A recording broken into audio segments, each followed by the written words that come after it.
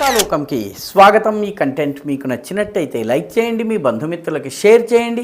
ఇప్పటి వరకు సబ్స్క్రైబ్ చేసుకోకపోతే సబ్స్క్రైబ్ బటన్ని నొక్కండి, అదేవిధంగా బెల్ ఐకాన్ని కూడా నొక్కండి. జై హింద్ మిత్రులారా. మొత్తం మీద డొనాల్డ్ ట్రంప్, అమెరికా అధ్యక్షుడు డొనాల్డ్ ట్రంప్ మాటలో నిదానం పెరిగింది. ఇదివరకటి దౌర్జన్యం తగ్గింది, దుందుడుకు వాదం తగ్గింది. భారతదేశం విషయంలో ఆయన మాట మారింది. భారత్ ఒక్కడుగు కూడా వెనక్కి వేయలేదు, ఒక్క అంగుళం వెనక్కి వేయలేదు, విధానాలు మార్చుకోలేదు, రష్యా నుంచి దిగుమతుల్ని ఆపలేదు, ఏ విషయంలో కూడాను బ్రిక్స్ నుంచి బయటకు వచ్చే ప్రస్తావనే లేదని చెప్పింది. కానీ అమెరికా వైఖరిలోనే శుక్రవారం పొద్దున ఒక వైఖరి ఉంటే శుక్రవారం సాయంత్రానికి మాటలో మార్పు వచ్చింది. శుక్రవారం ఉదయం డొనాల్డ్ ట్రంప్ ట్రూత్ సోషల్ అనేటటువంటి సోషల్ మీడియా యాప్లో ఒక కామెంట్ పాస్ చేశారు. ఆ కామెంట్లో ఏమన్నారంటే, భారత్ రష్యాలు అమెరికా చేతి నుంచి జారిపోయినాయి, మమ్మల్ని వదిలేసినాయి, చైనా వైపు వెళ్ళాయి అని చెప్పి ఆయన అన్నారు. పైగా చైనాని డార్కెస్ట్ ఫోర్స్ ఆయన అభివర్ణించారు, అత్యంత చీకటి శక్తిగా అభివర్ణించారు. ఈ రెండు దేశాలు అటు వెళ్ళిపోయాయి అన్నటువంటి విషయాన్ని ఆయన అంగీకరించారు. అంటే దానిని మరిన్ని టారిఫ్లు భారత్ మీద విధిస్తారా అన్నటువంటి అనుమానం వచ్చేలాగా, భారతదేశం మీద ప్యూనిటివ్ అంటే శిక్ష పడేలాగా, భారతదేశానికి నొప్పి తెలిసేలాగా ఇంకేదన్నా చేస్తాడు అని చాలామంది భావించారు. అయితే కొద్దిసేపటికే డొనాల్డ్ ట్రంప్కి తత్వం బోధపడింది. ఎందుకంటే అమెరికాలో డొనాల్డ్ ట్రంప్ మొదటిసారి దేశాధ్యక్షుడిగా ఉన్నప్పుడు ఆయన జాతీయ భద్రతా సలహాదారుగా ఉన్నటువంటి జాన్ బోల్టన్ భారతదేశాన్ని దూరం చేసుకోవడం చాలా తప్పిదము, భారతదేశం వంటి మిత్రుణ్ణి ఇండో పసిఫిక్ రీజియన్లో కోల్పోవడం అనేది వ్యూహాత్మకంగా చాలా పెద్ద తప్పిదము అన్నటువంటి వ్యాఖ్య చేశారు.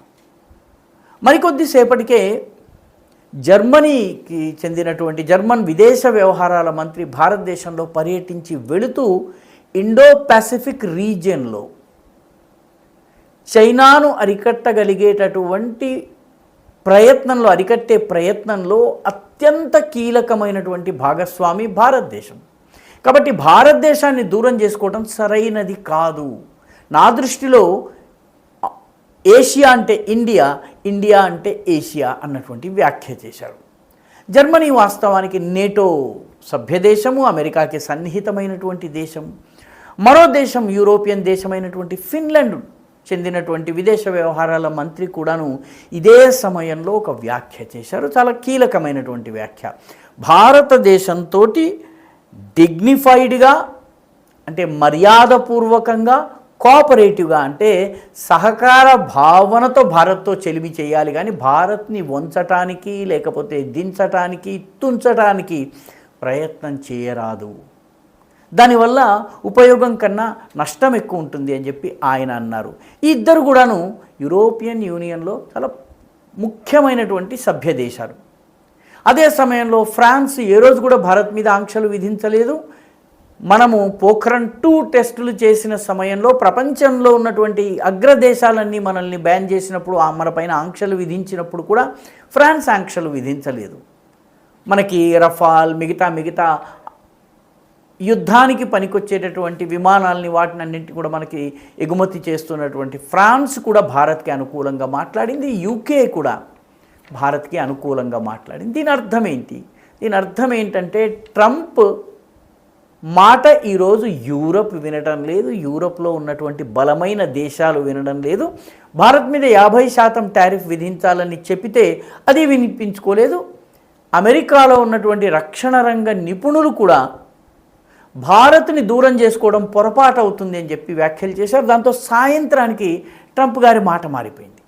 సాయంత్రం వైట్ హౌస్లో ప్రెస్ మీట్లో మాట్లాడుతూ భారత విలేకరి అడిగినటువంటి ప్రశ్నకి జవాబిస్తూ, భారతదేశం చాలా గొప్ప దేశము, మోదీ నాకు చాలా ఆప్తమిత్రుడు, అతనితో నాకు సాన్నిహిత్యం ఉంది. నిజానికి భారతదేశం ప్రస్తుతం ఉన్నటువంటి టారిఫ్ల విషయాన్ని తీసేసినట్లయితే మిగతా అన్ని విషయాల్లో భారత్ నాకు మిత్ర దేశము, భారత్తో చెలిమి ఉండాలని కోరుకుంటున్నాను, నేను భారత్ని కోల్పోదలుచుకోలేదు అన్నటువంటి వ్యాఖ్య చేశారు. పొద్దునకి సాయంత్రానికి ఎంత మార్పు వచ్చింది? టారిఫ్ల విషయంలో ఇప్పటికీ ఇబ్బంది ఉంది అన్నటువంటి మాట అంగీకరిస్తూనే గతంలో లాగా భారత్ విషయంలో కఠిన పదజాలాన్ని ఉపయోగించే విషయంలో డొనాల్డ్ ట్రంప్ వెనక్కి తగ్గారు. ఆయన కీలకమైనటువంటి సలహాదారుల్లో ఒకడైనటువంటి హోవర్డ్ లుట్రిక్ మాత్రం భారతదేశము 3 పనులు చేస్తే తప్ప టారిఫ్ని తొలగించము. ఒకటి, భారతదేశ మార్కెట్లు మా కోసం ఓపెన్ చేయాలి, డైరీ, వ్యవసాయ రంగము, చిన్న పరిశ్రమలు వీటిలో మమ్మల్ని రానివ్వాలి, దోచుకోనివ్వాలి. రెండవది, బ్రిక్స్ నుంచి భారతదేశం బయటకు రావాలి, ఎందుకంటే బ్రిక్స్ వల్ల మా డాలర్ ప్రాబల్యం తగ్గే అవకాశం ఉంది. మూడవది, రష్యా నుంచి చమురు కొనుగోలు చేయడానికి వీల్లేదు, రష్యా నుంచి చమురు మేము కొనుగోలు చేసి ప్రపంచానికి అమ్ముతాం. దాదాపుగా ఈ అర్థం వచ్చేటట్టుగా ఆయన అన్నారు. అయినప్పటికీ డొనాల్డ్ ట్రంప్ స్వరంలో మార్పు వచ్చింది. డొనాల్డ్ ట్రంప్లో స్వరములో వచ్చినటువంటి మార్పు వచ్చిన మరుక్షణం నరేంద్ర మోదీ కూడాను ట్విట్టర్ ద్వారా ఒక వ్యాఖ్య చేశారు. నిజానికి భారతదేశం గురించి, నా గురించి మాట్లాడినటువంటి మంచి మాటల విషయంలో డొనాల్డ్ ట్రంప్కి ధన్యవాదాలు. డొనాల్డ్ ట్రంప్తో సహకరించేందుకు మేము సిద్ధంగా ఉన్నాము. అయితే మాకు సంబంధించిన ప్రయోజనాల విషయంలో రాజీ పడేటటువంటి పరిస్థితి లేదు. ఈ అర్థం వచ్చేటట్టుగా ఆయన చెప్పారు. దీంతో ఒక రకంగా అమెరికాలో భారతదేశాన్ని వదులుకోకూడదు, భారతదేశాన్ని మళ్ళీ చేరువ చేసుకోవాలి, ఈ టారిఫ్ల యుద్ధం వల్ల భారతదేశాన్ని మనం కొట్టలేము, కాబట్టి భారతదేశంతో మైత్రి గనక చేయకపోతే మనం చైనా చేతుల్లో దెబ్బతినేటువంటి అవకాశం ఉంది. ఆ ఒక్క photo Trump, Putin, Xi Jinping, మోదీలు కలిసి మాట్లాడుతున్నటువంటి ఒక్క ఫోటో అమెరికాలో పెద్ద మార్పు తీసుకొచ్చింది. అమెరికన్ వ్యూహాత్మక ఆలోచనా పరులు, మేధావులు, వాళ్ళ యొక్క రక్షణ రంగ నిపుణులు, వాళ్ళ యొక్క దౌత్య వ్యవహారాల నిపుణుల్లో ఒక్కసారిగా పునరాలోచన మొదలైంది. మోదీని కోల్పోవడానికి వాళ్ళు సిద్ధంగా లేరు. దాంతో ట్రంప్ ఒక అడుగు దిగొచ్చారు.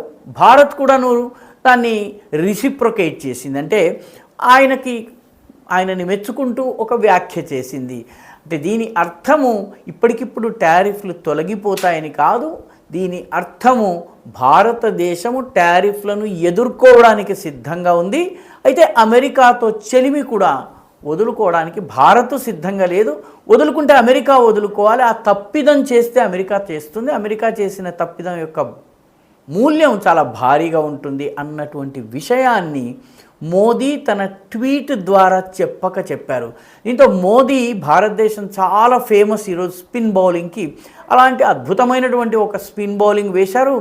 డొనాల్డ్ ట్రంప్ భారతదేశాన్ని టారిఫ్ల పేరుతో గట్టిగా కొడదామనుకున్నటువంటి వ్యక్తి మన టర్న్ చూసి, మన స్వింగ్ చూసి, మన స్పిన్ని చూసి ఒక్కసారిగా బ్యాక్ ఫుట్కి వెళ్ళి డిఫెన్స్ ఆడి వికెట్లను కాపాడుకునేటటువంటి పనిలో పడ్డాడు. ఈ వీడియో మీకు నచ్చినట్టయితే లైక్ చేయండి, షేర్ చేయండి, ఈ ఛానల్కు సబ్స్క్రైబ్ చేయండి. మీ అభిప్రాయాన్ని కమెంట్ల రూపంలో తప్పనిసరిగా పంపించండి.